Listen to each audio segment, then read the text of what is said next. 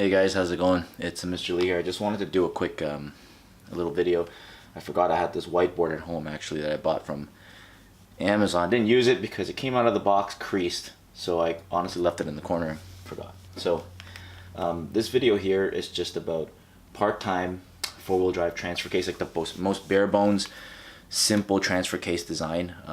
Obviously other designs were stemmed from this one, but for the purposes of just easily understanding how this stuff works, I'm using a chain drive and with the reduction gearbox inside, which is pretty much like a manual transmission. If you remember your manual transmission selective gearbox assembly, you'll see it's pretty much the same kind of deal. Other explorations, other designs, they use planetary gear sets to do the low range. So anyway, at this point you should know that the difference between a four-wheel drive and an all-wheel drive system is that a four-wheel drive system means there is not only can you select it, right? That's one of the things between all-wheel drive and four-wheel drive. It's selectable, like you can switch it on and off, but also there's a range. It's not just all one-to-one. You can actually change the reduction leading to your front and rear differentials through the transfer case. So whatever you have coming out of the transmission, you can actually step it up some more, meaning some torque. You lose speed, but you get some torque. So that's why it's called that's the difference between four-wheel drive. So let's talk about this particular illustration here, okay? This illustration, let's focus on this side of the video. I think it should be pretty clear. Let me actually zoom in a little bit more on this side. I don't know if that's a little bit better. Okay, so as you can see here, this is the layout. This is my representation of an actual car, engine, transmission, transfer case. I circled in red a little bit. You have your propeller shaft going to the rear differential, a propeller shaft going to the front differential. Okay. Now what you need to see is that the actual don't look at the scale of this and get confused. It's just the drawing, the propeller shaft length. This is not representation of an actual car, right? So let's look at this diagram here. Over here, this is the transmission tail shaft. Okay, that's the transmission tail shaft. The output shaft, where normally you would have a propeller shaft going from here all the way to the rear diff, you have to understand it's two pieces now. The shaft coming out of the gearbox, okay, where it goes into the transfer case, you may not actually see a shaft. Usually the transfer case is right up against the transmission, so there's no exposed shaft between the tail of the transmission and the input of the transfer case. But I just wanted to draw it just to show you that there's a shaft there, for the purposes of just understanding. Okay, so if you look at this, even though it's drawn vertically, this looks pretty much like a manual gearbox, right? You have your input shaft, which is the output of the transmission now, going into an input gear. Now that input gear, I drew everything in red. That means it turns at the same speed. Okay, so if the transmission tail shaft and input shaft, in this case the transfer case, is turning, then the cluster shaft gears here plus the your main shaft gear here is going to be turning. Okay, now the input gear, notice how that's much smaller than the cluster, I guess your first reduction gear, right? It's much larger. And then these two here, I tried my best to draw them as the same size, so that this is just for strictly torque transfer. These two don't affect the ratio. You get the reduction when you have torque going from the small gear driving the big gear. Okay, and here you notice I have everything in green. Green means it's all splined together.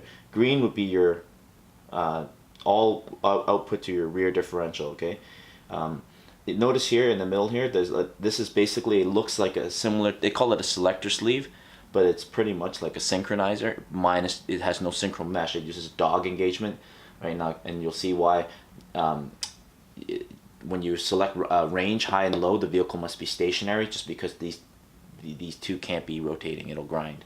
So and further down the line you have a drive chain. The drive chain, it also sits on the sprocket that drives the chain, that actually free floats. Okay, it's another color. It doesn't turn at the same speed as your output shaft.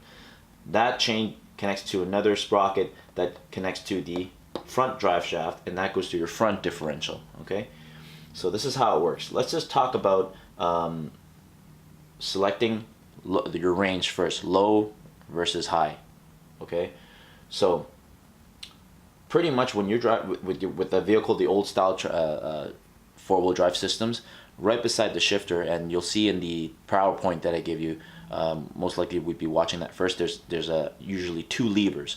One lever will select high low, and then another lever is to select two-wheel drive versus four-wheel drive. Okay, so most of the time on regular driving, we'll talk about high range. High range will always be your day-to-day driving, where you do not have a step up in, or reduction in your gear ratio, which gives increase in torque but loss of speed. You're always 1-to-1. Okay, so let's look at the power flow for high gear.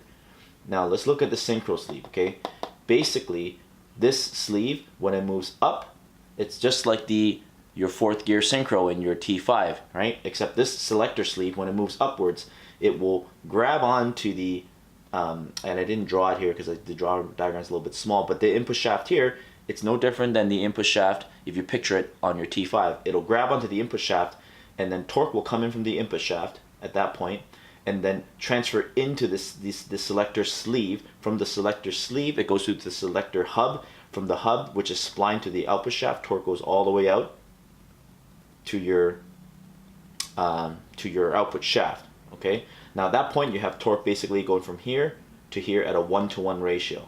Okay, now at that point this selector here, let's say it's in two-wheel drive high. This selector, if it's two-wheel drive, 2 will be down, 4 will be up. So up for four-wheel drive, down for two-wheel drive. Okay, this is another selector sleeve, and what this does is this selector sleeve is, again, it's green, so that means it's splined to your output shaft, right? You have another gear here, which is or your sprocket that drives this output chain going to the front diff. If this sleeve is in two-wheel drive, it'll move downwards, which means it will not grab onto the teeth of this hub that drives this sprocket, which means at that point this sprocket, it will obviously be turning at the same speed as your front diff, but it's actually not linked to your output shaft, which is actually delivering the torque. So in two-wheel drive, torque comes out into the input shaft, selector sleeve grabs onto the input shaft within the transfer case, right? Then it goes through the sleeve of the selector, through the hub of the selector, into the shaft. This is not doing anything freewheeling. This freewheels on roller bearings, right, or needle bearings that are on the shaft, all the way out to your rear differential, and it turns your rear wheels. Then you have two-wheel drive. Okay, so if you're in high, let's talk about high range four-wheel drive.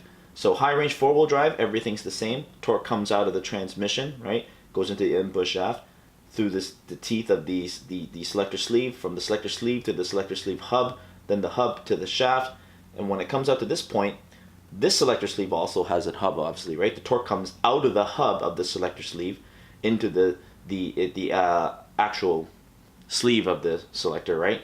And then it grabs on, it goes through the teeth of this driven sprocket, then into the sprocket, out into the chain. This drive chain will drive this other gear, and there's no reduction. These two are the same ratio. That will drive this gear, and this gear, which is splined to the front propeller shaft, the output, the propeller shaft, will drive your front diff. So that will be four-wheel drive high, okay? And you have no reduction yet from your actual transfer case. It's all 1-to-1, so whatever torque you have coming out of your transmission, that torque is just being sent down to the transfer case and then split to the front and rear propeller shafts. Okay, and I will mention something called driveline windup in a moment, but let's talk about low range now. Now, if you remember, if you're driving along and you want to switch between two-wheel drive and four-wheel drive, it's no big deal. This is this selector sleeve, because everything's going to be rotating at the same speed when you're driving down the road, obviously, right? Front and rear wheels will be going the same speed. Your drive shafts will be going the same speed. If you want to switch to four-wheel drive, you don't need to stop the vehicle. You just slide it over to four-wheel drive. It'll grab onto this drive chain, this drive sprocket. If you want to go back to two-wheel, you just push your selector lever back over to 2, and it'll move the selector sleeve back away from this drive gear. But if you need to switch range, right, you must stop the vehicle. None of this can be turning, okay? So let's imagine now we are pulled over and you want to switch from high range to low range, okay? So what happens is the vehicle has to be in park, or if it's a neutral, whatnot, stationary, right? You would move your selector over to low, which means down, okay? So what that means is this. If your selector sleeve moves down, remember the selector sleeve is splined to your output shaft here. Torque was going to come in, out of the transmission, into the input gear of the transfer case, okay? Then the torque's going to go from a small gear driving a big gear. Let's just make up a gear ratio, right? 15 teeth, 30 teeth, so 2 to 1. Okay, most transfer cases 2 to 1, could be 3 to 1. If you bought like a Jeep Wrangler off-road, it might be 3 to 1, right? Like, it depends on the reduction, right? You get more torque if you're crawling or whatnot, right? So that's, for the example, is 2 to 1, right? And then from here, these two gears are the same size, so that doesn't affect the torque. This is just to transfer it back along the axis, right, of the main drive shaft.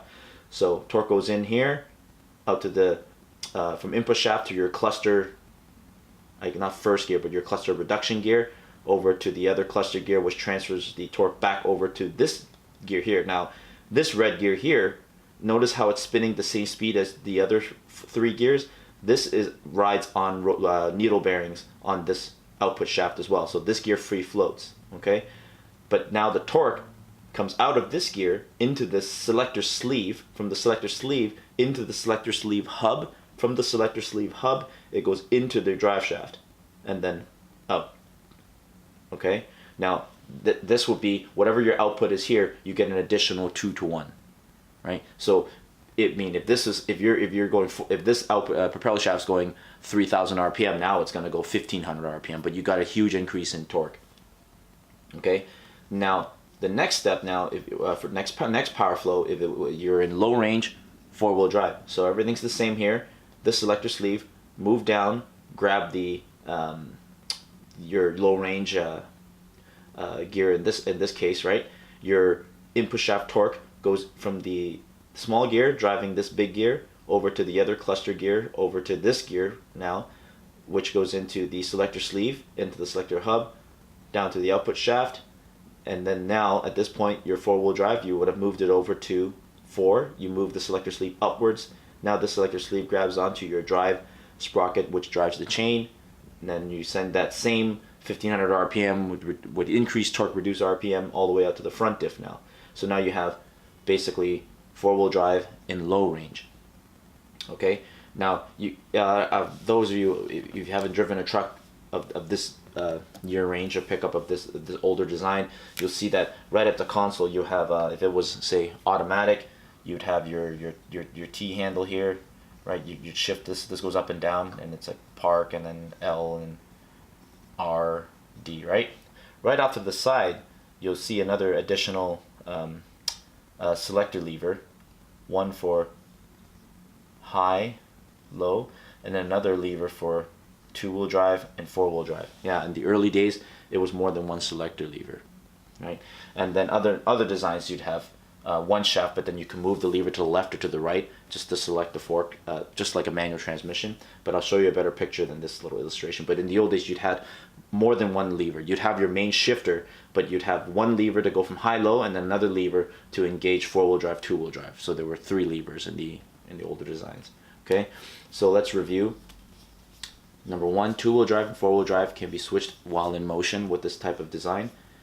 High and low, vehicle must be stationary. Okay, now high and low must be selected. Right. What I meant by the statement is high-low must be. Let's move the camera over here. High-low must be selected. Otherwise, we'll be in a neutral position, meaning your high-low range, right? Actually, you should always be in a position. You can't leave these in an intermediate position, right? Obviously, if you leave the 2 to 4, right, in an intermediate position, that won't really affect it so much. But if your high-low was not selecting your input shaft or your other main shaft gear here, you essentially will have no torque, right? Torque comes out of the output shaft of the transmission into this input gear of the transmission, of the transfer case. If this sleeve was not selected to that gear or this gear, if you accidentally put your high-low range in the middle position, it's no different than putting the vehicle in neutral, because even if you're in drive here, you're just going to be spinning a shaft that's not connected to the rest of your drivetrain, in which case your truck will be rolling down the hill, right? So you always have to make sure you select you're in a range. You make sure you are in a range. Otherwise, you will have no forward motion. Okay?